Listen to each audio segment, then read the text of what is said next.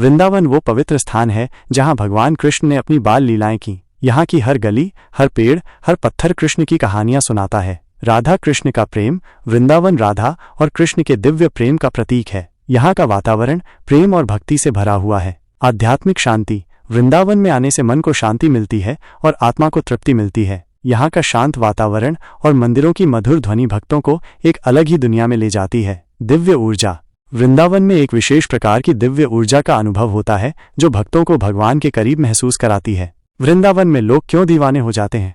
कृष्ण प्रेम का प्रभाव, वृंदावन में हर तरफ कृष्ण प्रेम की धारा बहती है। यहाँ का वातावरण इतना भक्तिमय होता है कि लोग अपने आप को कृष्ण के प्रेम में डूबा हुआ महसूस करते हैं। राधा रानी की कृपा, ऐसा माना जाता है कि वृंदावन राधा रानी का धाम है और उनकी कृपा से ही यहाँ कृष्ण के दर्शन होते हैं। मानसिक शांति, वृंदावन में आने से लोगों को मानसिक शांति मिलती है और उनकी चिंताएं दूर हो जाती हैं। दिव्य अनुभव, वृंदावन में कई लोगों को दिव्य अनुभव होते हैं, जैसे कि कृष्ण की उपस्थिति महसूस होना या मधुर ध्वनियां सुनना।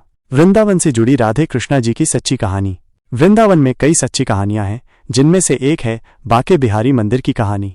बांके बिहारी जी का प्रकट होना, ऐसा माना जाता है कि स्वामी हरिदास जी, जो कृष्ण के परम भक्त थे, उनकी भक्ति से प्रसन्न होकर भगवान कृष्ण बांके बिहारी के रूप में प्रकट हुए। प्रेम और भक्ति का प्रतीक बांके बिहारी जी की मूर्ति में कृष्ण की मनमोहक छवि है जो भक्तों को अपनी ओर आकर्षित करती है। आंखों का रहस्य, बांके बिहारी जी की आंखों में इतना तेज है कि भक्त उनकी आंखों में सीधे नहीं देख सकते, इसलिए मंदिर में बार बार पर्दे डाले जाते हैं।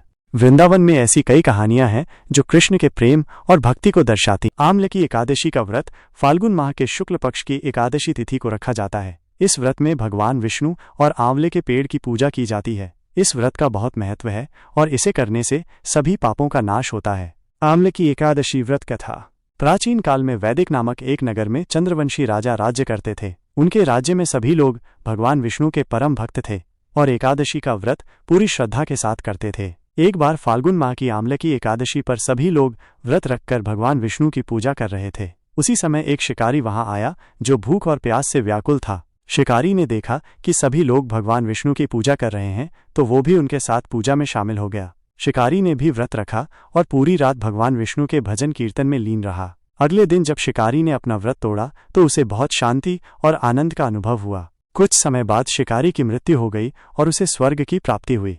भगवान विष्णु ने शिकारी को बताया कि उसने आंवले की एकादशी का व्रत किया था, इसलिए उसे यह फल मिला है। आंवले की एकादशी व्रत का महत्व, आंवले की एकादशी का व्रत बहुत महत्वपूर्ण है। इस व्रत को करने से सभी पापों का नाश होता है और मोक्ष की प्राप्ति होती है। इस व्रत को करने से व्यक्ति के सभी कष्ट दूर हो जाते हैं और जीवन में सकारात्मक ऊर्जा आती है।